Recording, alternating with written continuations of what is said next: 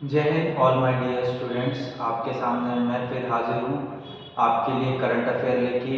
आशा करता हूँ आपको करंट अफेयर बहुत पसंद आ रहा होगा। प्लस मैं इसमें कुछ स्टैटिक्स पोर्शन डाल रहा हूँ जो कि बेसिकली अपकमिंग एनडीए एग्ज़ाम के लिए हेल्पफुल होगा। तो आगे बढ़ते हैं। NDA defence exam by Rohit sir. Basically आज का जो कोटेशन है, if you never know failure, अगर आपने फेलियर को नहीं देखा, आपने फेलियर को जाना नहीं, तो you will never know the success. जब तक आप फेलियर को नहीं देखोगे, जब तक आप सक्सेस का मजा इंजॉय नहीं कर पाओगे। लाइफ में बहुत ही अच्छे इंस्पिरेशन कोट्स के साथ मैं आपके सामने आता हूं और कहीं ना कहीं मेरा ये मानना है कि ये आपकी लाइफ को जरूर चेंज करेगा। जो बच्चे अगर इस वीडियो को अगर मात्र 20 बच्चे भी देख रहे हैं, मैं आशा करता हूं 20 के 20 बच्चों में चेंजेस आवश्यक दिखेगा मुझे। और definitely I believe that if you never know the failure you will never know the success. Success को मायने ही नहीं जान पाओगे जब तक आप फेलियर नहीं देखोगे। तो आई होप सो ये कोटेशन आपको हेल्प करेगा। आगे बढ़ते हैं। It's my name is Rohit Rathwe, experience 6+ year, geography, history, polity and defence exam का अनुभव है मुझे। लेफ्टिनेंट फाउंडेशन कोर्स लॉन्च हो चुका है और रिलेवेंट करंट अफेयर आपके सामने है। Doubt solving social NDA special focus study offline batches चालू हो चुके हैं। आपको जल्द से जल्द आना है और एनरोल करना है और इसका लाभ उठाना है। ठीक है, पर्सनल मेंटरशिप, पीडीएफ नोट्स वगैरह ये सब आपको मिल रहा है और पीडीएफ आपको टेलीग्राम ग्रुप पे मिल जाएगा, तो कृपया करके देख लीजिएगा। ठीक है, चलो पॉक्सो एक्ट पे आ जाते हैं। बहुत इंटरेस्टिंग और बहुत इंपॉर्टेंट है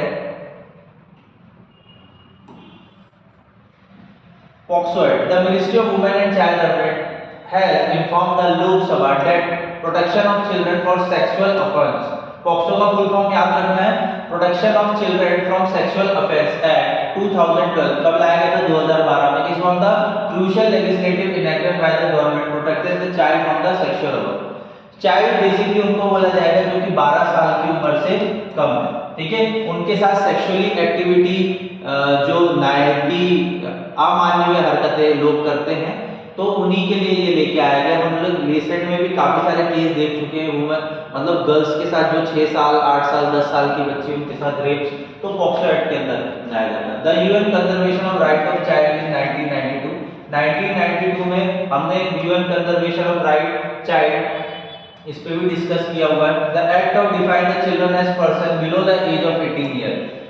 मैंने 12 साल इसलिए बोला, चाइल्ड की कैटेगरी है 14 साल से लेके आपके 18 साल तक एडोलेसेंट हो जाते हैं। तो पॉक्सो एक्ट के अंदर 18 ईयर से बिलो जितने भी होंगे वो कंसीडर किया जाएगा।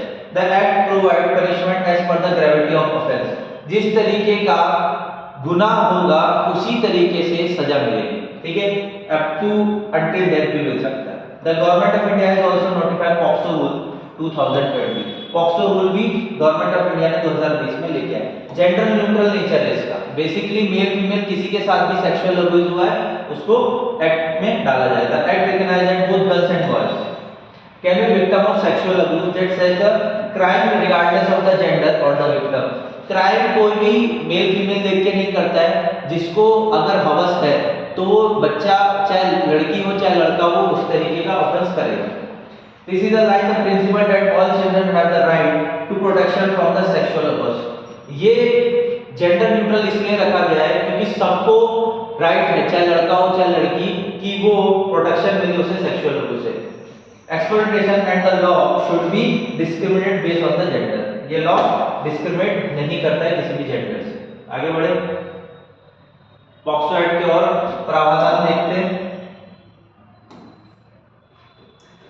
The Furnation Criminal Law Amendment Act 2018 में 2013 total 758 FT SC including 442 including POCSO Act। Courts are functioning 29 states across the country। Basically cases देखे गए हैं, सुप्रीम कोर्ट के पास 758 केसेस आए, approximately 412 cases exclusively POCSO act के through आए हुए हैं 29 स्टेट एंड यूनियन टेरिटरी के अंदर। Low representation of women in police forces. और क्या कारण है? पुलिस फोर्सेस के अंदर वुमेन्स का पार्टिसिपेशन कम है। The POCSO act provide the recording the statement of the affected children by women sub inspector at the child resident at the place of the choice. Basically क्या होगा, अगर किसी बच्चे के साथ चाहे मेल हो चाहे फीमेल हो, गर्ल हो चाहे बॉय हो, बेसिकली वहां फीमेल लेडी पुलिस ऑफिसर होनी चाहिए, क्योंकि फीमेल्स के पास पेशेंस होता है और वो क्या कर सकती है, हैंडल कर सकती है। और रैंक में कौन सा बोला हुआ है, सब इंस्पेक्टर होना चाहिए। ये डिसाइड कौन करेगा कि उसको कहाँ मतलब पूछताछ करना चाहिए या किस जगह पे, तो माँ बाप ही डिसाइड करेंगे उसके बच्चे, ठीक है। In Shafili Mohammed versus the state of Himachal Pradesh, Supreme Court held in the cases of heinous crime, it is a duty of investigation officer to photograph and videograph to see the crime and to preserve the same as evidence, ठीक है। इस case के अंदर जो कि Shafhi Mohammad versus the state of Himachal Pradesh है, supreme court held the case, अगर heinous crime है कोई, जिस तरीके का अगर कोई हीनियस क्राइम है, it's the duty of investigation officer की फोटोग्राफ और वीडियोग्राफ के थ्रू क्या करना है, कहीं ना कहीं एविडेंस इकट्ठे करने। Through age determination of juvenile, the guide by the juvenile justice care and protection of children act 2015, no such provision exist under the POCSO act juvenile victim. Basically juvenile justice care and protection of children, अगर जो इस तरीके से abuse हुए हुए children है तो उनकी मेंटली स्थिति सही नहीं होती है, तो क्या करेंगे उनके साथ, हम लोग जुवेनाइल केसेस में लेके जाएंगे और कहीं ना कहीं उनको रिहैबिलिटेशन का काम करेंगे।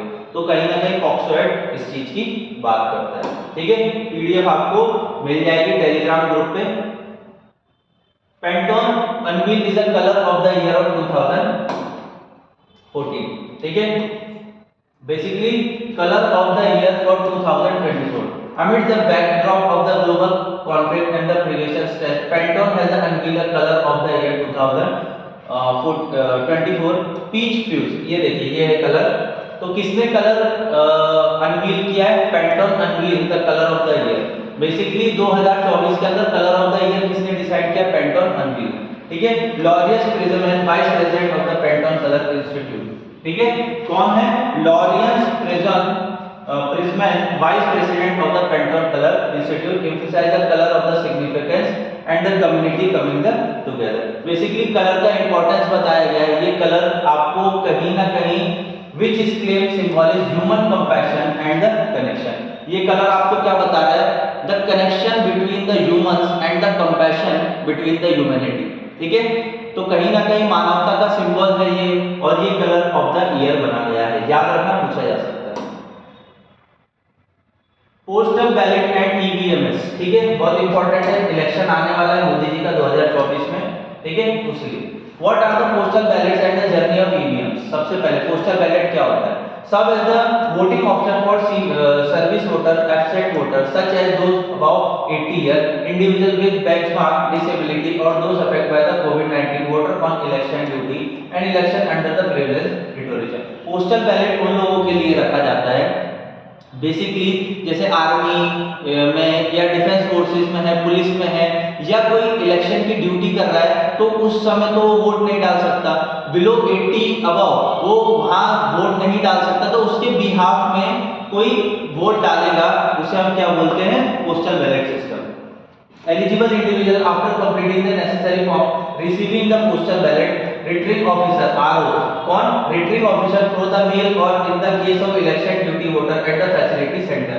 बेसिकली किस किस तरीके से मतलब पोस्टल बैलेट्स ले सकते हैं, मैंने आपको बताया जो ड्यूटी में मगन है, ड्यूटी में मतलब गवर्नमेंट सर्विस में इलेक्शन ड्यूटी, जैसे प्रिंसिपल हो गया, टीचर्स हो गया, ये उस समय क्या नहीं कर सकते, वोट नहीं डाल सकते क्योंकि वो खुद ड्यूटी में। तो बाद में वो क्या कर सकते हैं, रिटर्निंग ऑफिसर के थ्रू मेल या case of election duty voter at the facility centre, मतलब उनको कुछ अलग सुविधाएं मुहैया कराई जाती है जिसकी वजह से वो क्या कर सकते हैं, वोट डाल सकते हैं।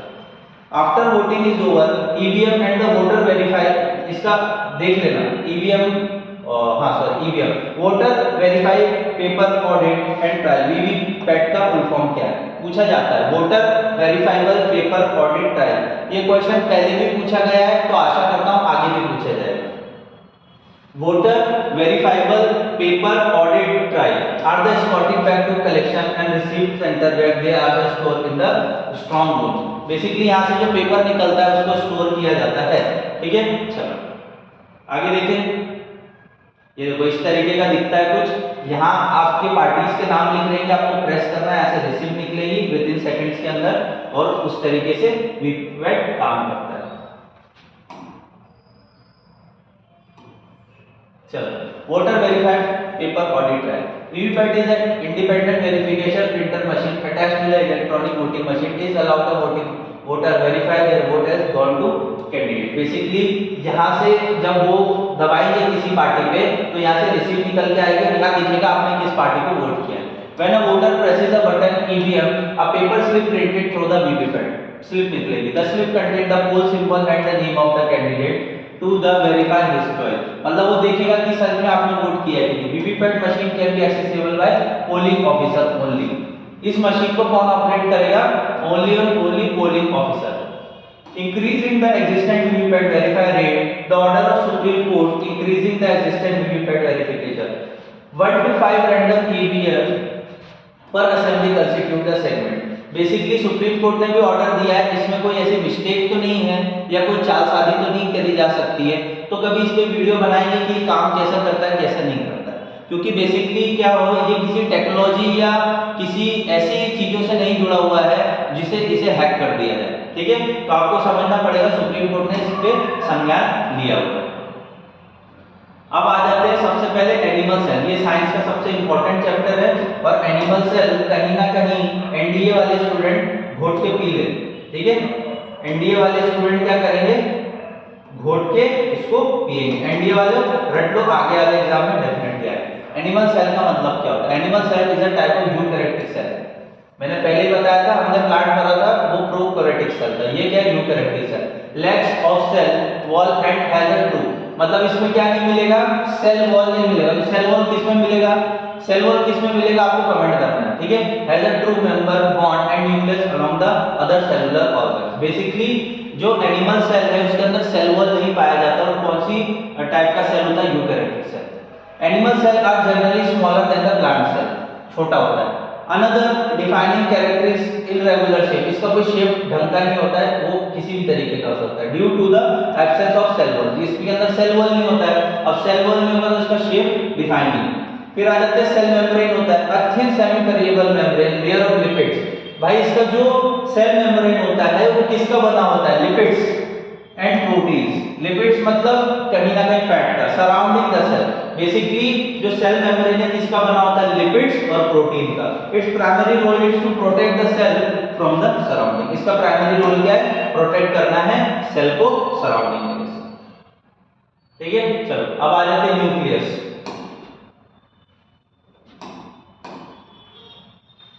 Nucleus. It is an organelle that contains several other sub-organelle and nucleus. Nucleus and chromatics. It is a contain DNA and genetic material. Nucleus के अंदर क्या मिलेगा आपको? DNA. Basically nucleus के अंदर जो animal का nucleus है उसके अंदर आपको क्या मिलेगा? DNA. Nucleus membrane. It is a double membrane structure. Nucleus membrane double structure होता है, ऐसे वाला। ठीक है, The surrounding the nucleus it is referred as the nuclear envelope। इसको न्यूक्लियस मेम्ब्रेन को क्या बोला जाता है? Nuclear envelope. आपसे क्वेश्चन क्या पूछा जाएगा? न्यूक्लियस एनवेलप किसे बोला जाता है? तो न्यूक्लियस मेम्ब्रेन को बोला जाता है। Centrosome. It is a small organ found in the near of nucleus. Nucleus के पास क्या मिलेगा?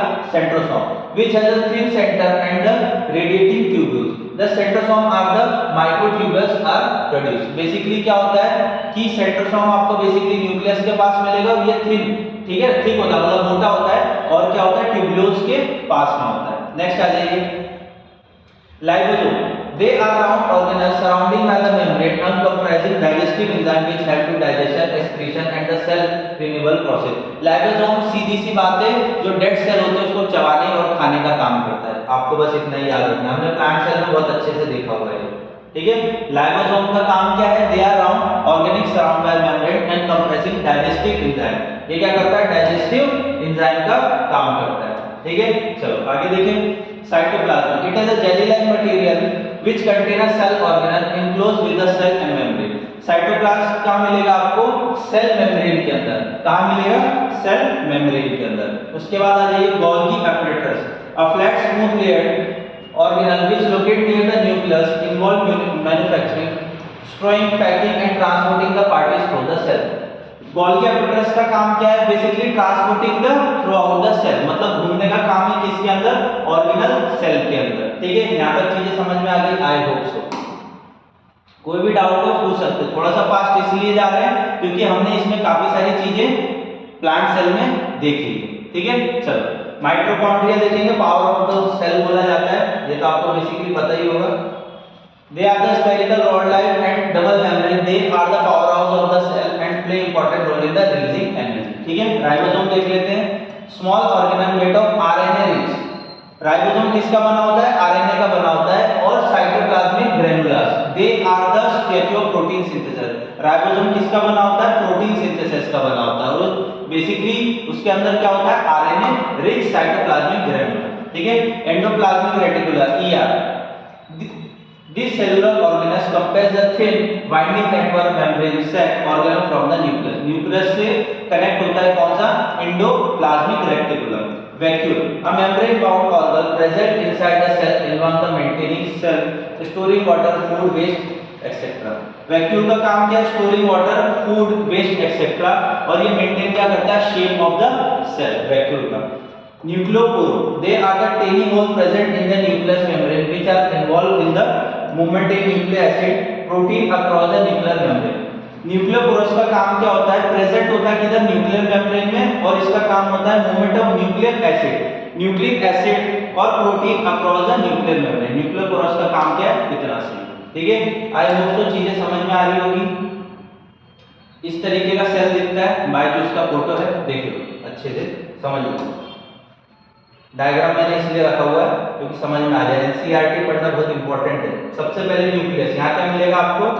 न्यूक्लियस, फोटो से अच्छे से देख सकते हो। सेकंड पे क्या है? एंडोप्लाज्म रेटिकुलर ER पढ़ा है पहले। थर्ड में साइटोप्लाज्म, साइटोप्लाज्म किधर दिखेगा देख लो। उसके बाद फोर्थ में क्या मिलेगा? गोल्गी एपिटर्स। फिफ्थ में क्या मिलेगा? Mitochondria, power house of the cell, mitochondria, ये रहा माइटोकॉन्ड्रिया। उसके बाद सिक्स क्या मिलेगा? राइबोसोम।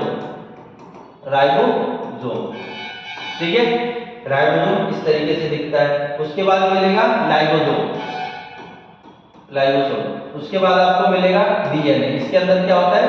DNA। और उसके बाद क्या मिलेगा? सेल मेम्ब्रेन जो कि ऊपर वाला पार्ट है, और ये इसके अंदर होता है एनिमल सेल। ठीक है, ये सेल है। ठीक है, यहाँ तक आई होप सो समझ में आया होगा चीजें।